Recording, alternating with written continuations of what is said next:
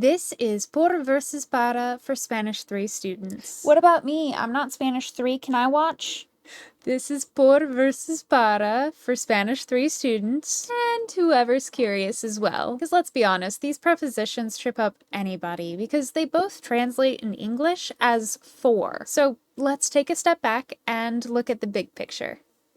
Any old textbook will tell you that por and para are similar in movement, time, and action. It's just por talks about the motion or general location, whereas para talks about the destination. Por talks about the duration, and para talks about the deadline or a specific time in the future. Por talks about the reason or motive for an action, and para talks about your purpose or your goal. Por is also used to communicate that you're searching for something, the way that you do something, when you exchange something, or just as a unit of measure. Para, however, is purpose or goal of something, the recipient of something, a comparison or opinion, as well as to communicate employment. Lists like that are definitive and help you out with homework and can be really helpful when you're trying to set the boundaries for how things work. But if your brain works like my brain in any capacity, it's a really overwhelming list of things that sound really identical to each other. And in cases like this, I like to employ the vibes method. I look at the stuff I'm trying to learn and I think to myself, what patterns am I seeing? What similarities are there to other things I've learned? And can I apply any of the rules I already know to help me learn this one better? And in doing so, I found por and para are really similar to something we learned back in chapters 1 and 2 of Spanish 1.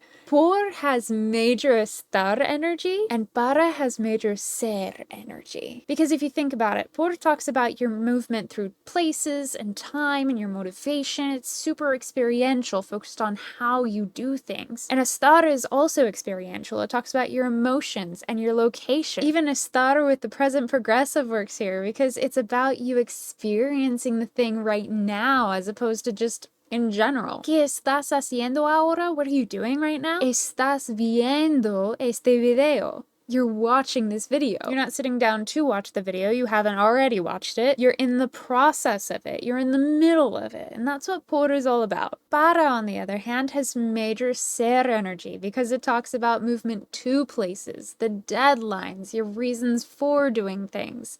It's super purposeful. Kind of like how ser talks about events and deadlines. Para is purposeful and it's got ser energy. So is this like a hard and fast rule that I can just apply to anything and it'll get me out of jail free card? Like I said, this is the vibes rule. So it's not a hard and fast rule. It's not even a guideline. It's just kind of the way I understand por versus para. For example, let's say you work for this sketchy pizzeria across town and you're late getting home. 1 hour late, okay, might have just been a rough closing shift. 2 hours, now we're getting concerned. By the time your phone dies, we're driving through the park. Conducimos por el parque. At night. Por la noche. For 2 hours. Por 2 horas. Going 70 miles per hour a 70 millas por hora. By car. Por carro. Because, porque, we were coming for you. Veníamos por ti on behalf of your cat. Por tu gato. Wait,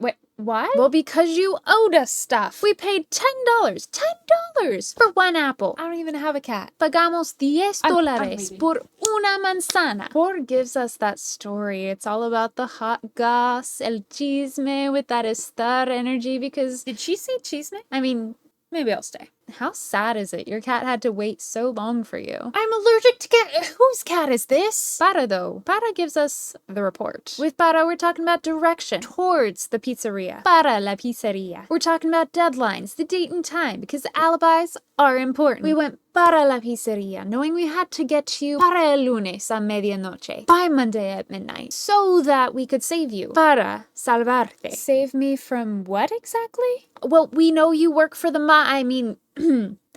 pizza place. Trabajas para la pizzeria. And you were buying cheese. Yeah, cheese for the pizza place. Estabas comprando queso para la pizzeria. Because, in my opinion, para mí, it's not pizza unless it's got cheese. No es pizza a menos que tenga queso. No. What did you just do to my tener? Huh? That tenga whatever. What did you do? Don't worry about it. It's important that you keep an eye on the details. Oh, how I love the subjunctive. Subjunctivitis? You gave tener pink eye? I'm watching you. Wonderful. While you're watching, mind giving me a like and comment?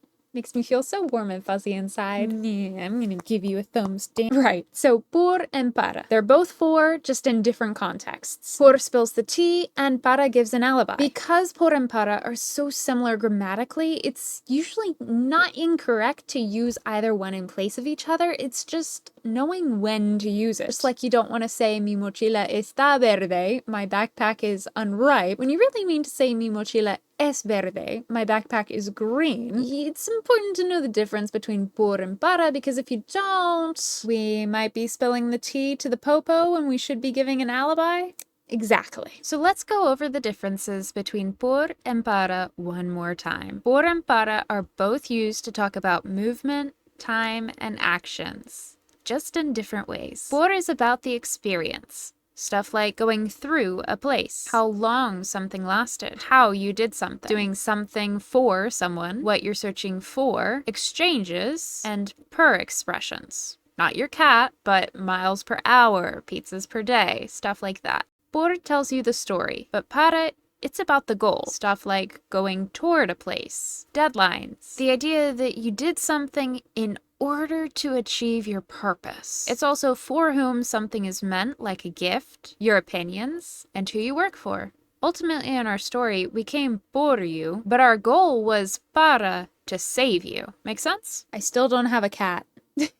So, I have some practice work for you coming your way. Check the comments for a written exercise, subscribe for incoming shorts videos about por versus para, por favor, and in the meantime, keep drilling your vocabulary, and I will see you next time. Nos vemos!